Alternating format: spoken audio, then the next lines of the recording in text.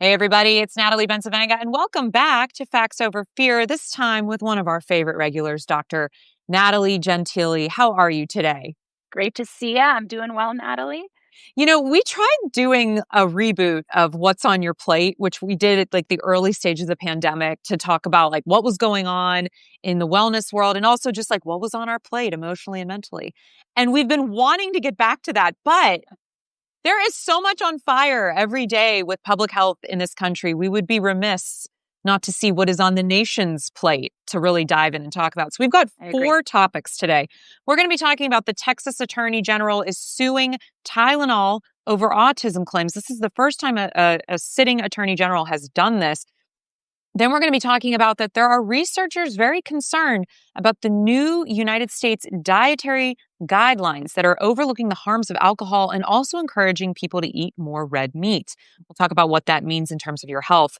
Speaking of health, how about a lollipop, Natalie? Would you like one of those? Because, yeah, Kourtney Kardashian. Kourtney Kardashian is marketing lollipops specifically targeted for your vagina and vaginal health. Why? We're going to find out and see if this is like part of that wellness grift that we talk about a lot and what you can actually do for your reproductive health. And finally, we're going to end with Idaho. They have managed to ban vaccine mandates. Why is this problematic? And their activists there want to make this a model for the country. What could that mean? I'm tired just talking about the headlines. You know what the worst part is? Nothing you say now shocks me, which is so bad. I know. Oh, so it's a Wednesday? Yeah. If you're just joining us, I'm Natalie Gentile. I'm here with Dr. Natalie Gentile, and we are breaking down the public health headlines that you need to know happening around the nation. Okay, first up, this is from the Texas Tribune. Texas Attorney General Ken Paxton is suing Johnson Johnson, accusing the pharmaceutical company of failing to warn consumers about the risks of taking Tylenol while pregnant.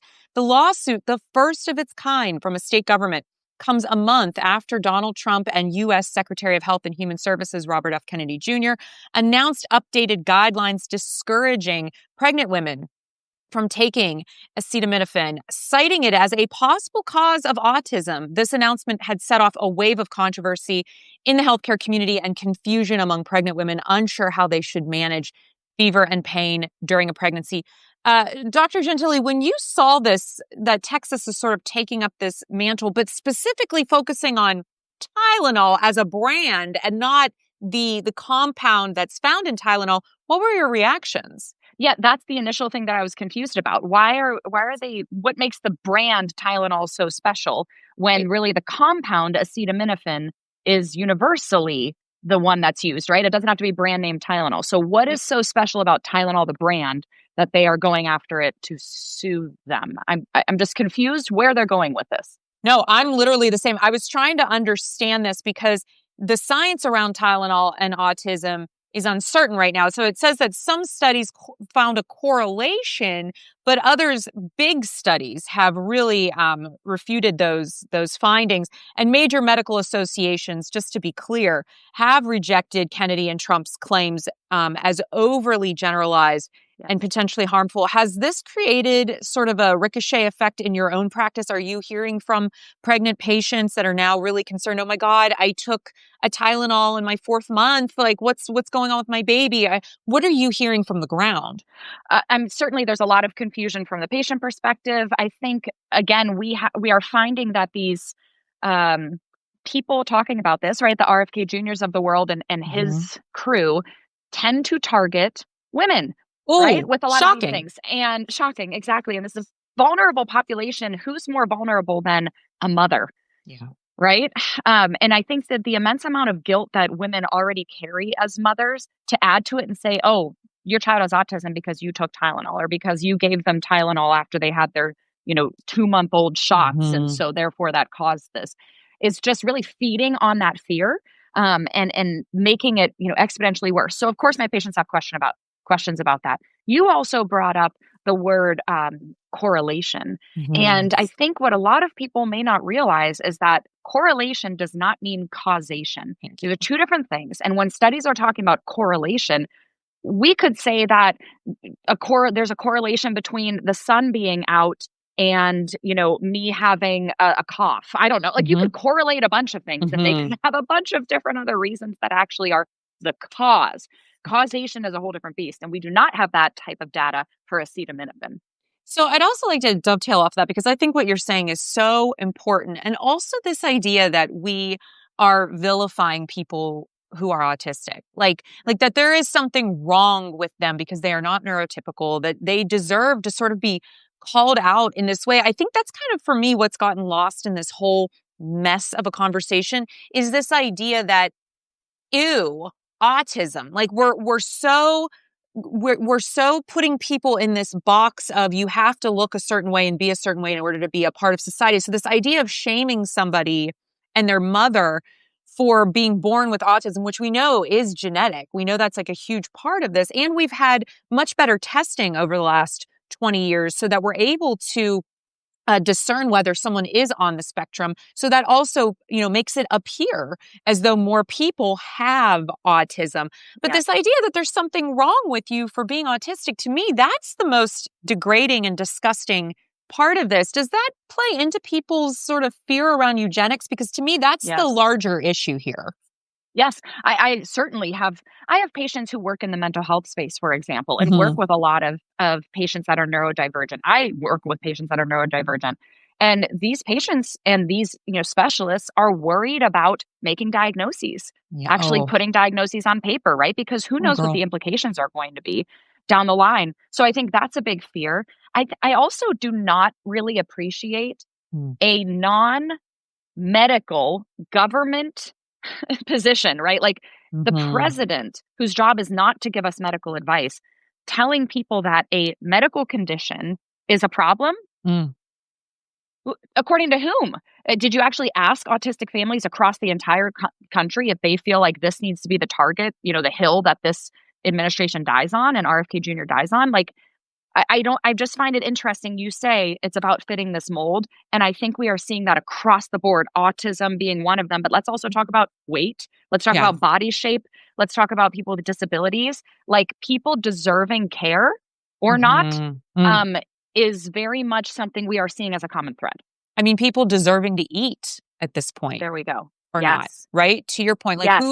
who is worthy and who is unworthy. And I think that's what happens when you have a constricted healthcare system that is so narrowly focused on certain things. And to me, that is a real concern, especially we're going to move on to the next topic here because we're this crew of Maha that is all about make America healthy again. They sure got a funny way of showing it because this article, according to NPR, talks about researchers being very concerned that new dietary guidelines in the United States that have been put out by RFK and his regime will overlook the harms of alcohol and really are focusing on red meat consumption. Can you talk a little bit about what you've been reading? And are you concerned as someone that is not only a weight neutral doctor in how you approach healthcare, but really focuses on eating more plants as a part of a healthy diet? Yes. So we do not have definitive evidence to say that eating Hmm. more red meat is going to help your health. In fact, we Hmm. have quite the opposite, Mm. right? We have a lot telling us that we are a fiber deficient country, number one, which fiber is coming from our plants, plant sources. Number two, we have a significant amount of evidence that increased saturated fat intake is going to lead to increased LDL cholesterol, which leads to plaque calcification in our heart arteries, our Mm. coronary arteries, which leads to heart disease, the number one killer in our country. Mm. Year after year Wow. after year, heart disease is something we are very serious about in this country. So if you want to make America healthy again, which I always say, like, when was again? Like, what are we trying Right. to get back to? I'm Right. confused. It is we are headed in the opposite direction, making those recommendations when it comes to increasing your saturated fat intake. Big saturated fat sources are going to be our animal fats, in Mhm. particular our dairy. Now, what this smells like to me is industry influence, right? And Mm. I made a post the other day saying, like, if you are thinking that we in medicine are shills for big pharma and you're questioning that, you should be questioning this too then, because like this smells like somebody's a shill for the agricultural industry and getting some good money from the meat and dairy industry, who are struggling because they've taken a major hit over the past several years when people have realized that's not the dietary pattern that's supporting long-lasting health, let alone the increase in colon cancer incidence and GI cancer incidence with red meat intake, right? That's another thing of concern. Let's talk about alcohol. More and more is Mm-hmm. coming about the connection between alcohol and GI cancer. More Mm-hmm. and more is coming about alcohol and dementia risk, hypertension risk, right? High blood pressure. So what is so complicated about this? Like, why is that Right. not the place where we're focusing when we have had everything pointing in that direction this whole time? Well, I couldn't agree more. And I just wanted to add, thank you, Chrislyn, for offering up your comment that Dr. G just touched on with the emphasis on red meats with the rising GI cancers in millennials. You know, all of these things are intertwined. So to me, it's like this grift really focuses on shame. It focuses on then what we can do from a product perspective, right? So then you're pulling in like this wellness grift, which we're going to get to in a minute, when really it's about going back to basics, right? Which is limiting or removing carcinogenic things from your diet, which would include alcohol, red meat, and things that are high in saturated fats, highly processed food, all of these things. And what kills me about all of this, Dr. G, is this comes on the heels as, 40 million plus people are about to lose SNAP or food assistance benefits. So you're talking about trying to get people to fit into these molds, but then also taking away a lot of people's lifelines so that they can have access to fiber-rich foods that are found in canned and fresh produce, right? And frozen produce. To me, this doesn't just feel like a stupid policy that's going to harm Americans' health, but a cruel one too, especially when we have 16 million kids that are relying on SNAP. So what do you tell moms or families, I should say, who are really concerned? What are some cheap, high protein, high fiber alternatives to, meat, dairy, which of course don't have fiber, but what are some ways of getting both? Yeah. So straight up canned beans, you can get them at the food pantry. They are super cheap, for places like Aldi, for example, right? Like straight up canned beans, canned lentils, canned veggies. These things are going to be shelf typically on the lower expense side. And combine those with some rice, you can get a complete protein source right there, which is also going to be high in fiber. So that is my main go-to is the canned fruits, veggies, ones that are lower in salt and added sugar, of course, and then the canned beans. I think that's one of our best options that are out there right now for people who are worried about shelf stability and cost. And when you say that, that's a cruel thing too. It really okay, you're recommending that everybody eat more meat. How are they supposed to afford that? If that's really the guideline. Truly. Where are people going to get the money for that? Because the cost of groceries is exorbitant.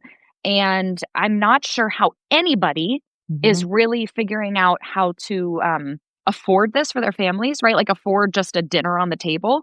I have at my kids' school, for example, many of the kids get their only meals at school, unfortunately. And I think about that, like, when's that going to be on the chopping block? Because that doesn't seem like it would be too far away. Yeah. And they've been trying to push for that. I mean, that's obviously been something that we've seen happening here in Pennsylvania, where we're based, but also around the nation. And it, once again, like, if we're not feeding kids, I mean, that's just like the most basic thing when we're talking about. Gross. Yeah. When we're talking about like making America healthy, well, that starts with our youth. And if they're not getting bellies filled with food, then what are we doing? Like, what is the end game here?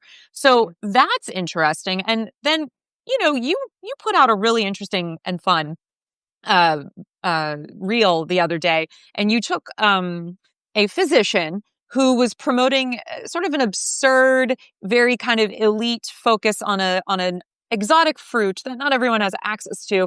And this was he's talking about the benefits of it and all this stuff. Meanwhile, right, people can't afford groceries. And so I wanted to take that thread and pull it, because there do seem to be a lot of people making money from highlighting things that are either impossible or next to impossible to secure for the average person, or a product that they've created that could help you. And I wanted to talk about one of those people in particular.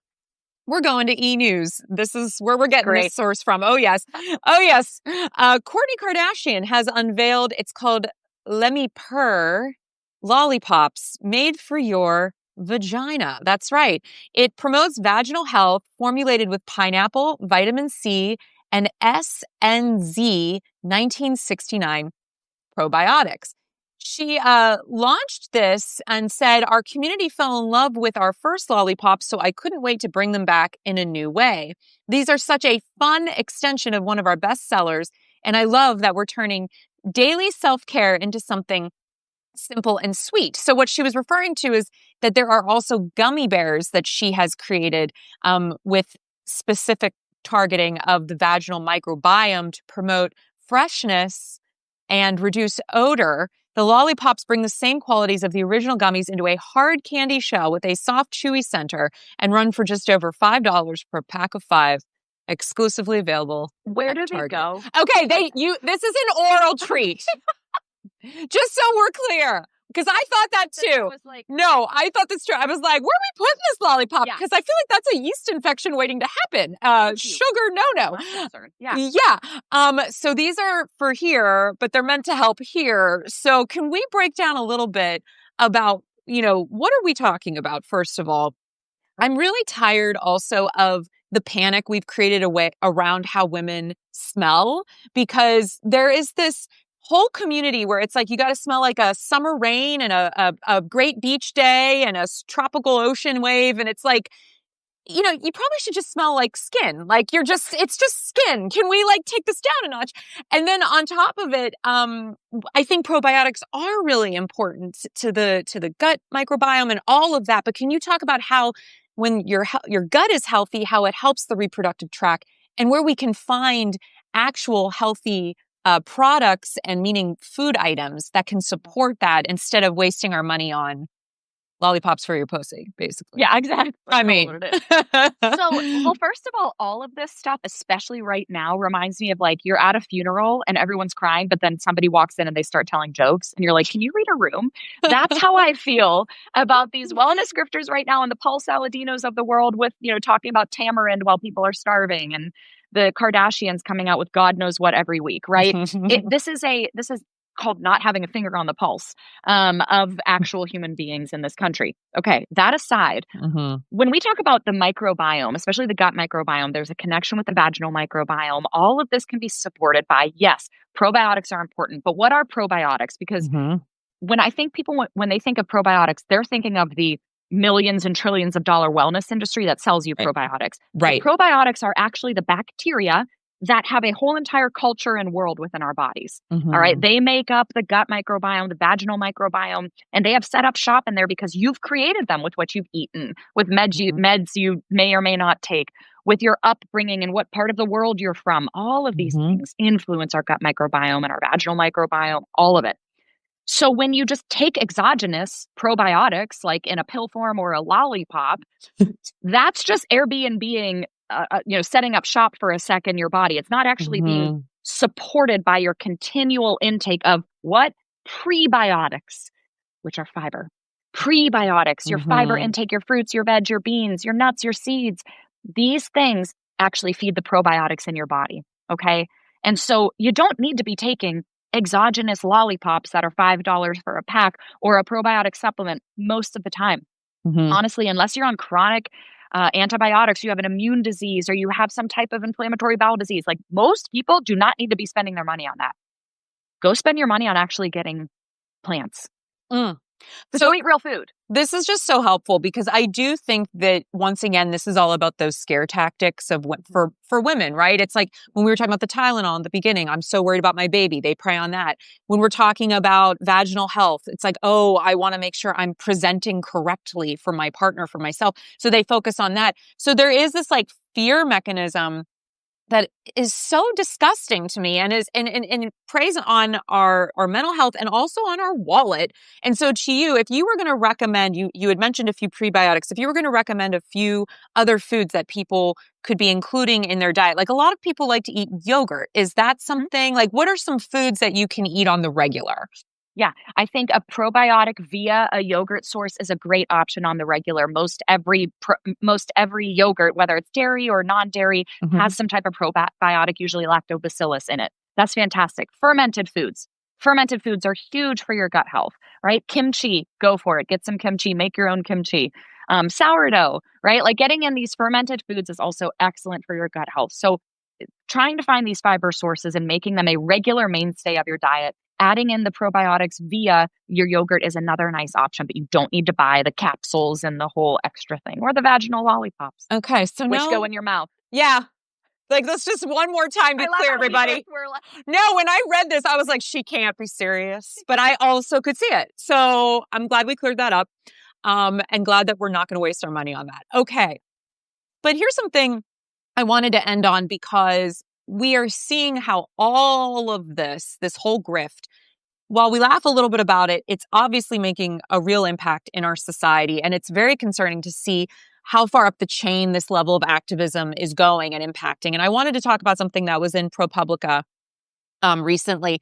And the title really grabbed me. Idaho banned vaccine mandates. Activists want to make it a model for the country. So let's just break this down a smidge here. The Idaho Medical Freedom Act. I'm also just over the word freedom being used at this point, because it's useless. Yeah, it doesn't mean anything anymore. No. The Idaho Medical Freedom Act makes it illegal to require anyone to take a vaccine or receive medical intervention. The activists behind the law hope to make it a societal norm. There are 3 women who actually became choked up, and I watched the video and it was very disturbing to me as they delivered the news on social media.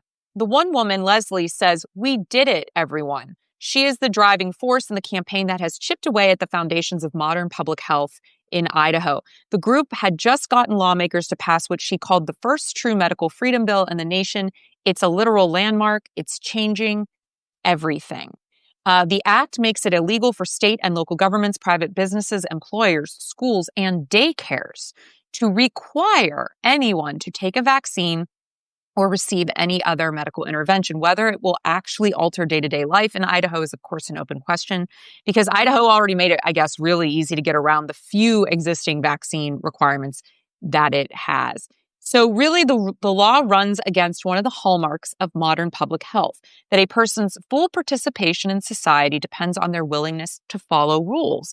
Would you send your child to public school? Well, then they're going to need a measles vaccine. Want to work in a retirement community during a flu season?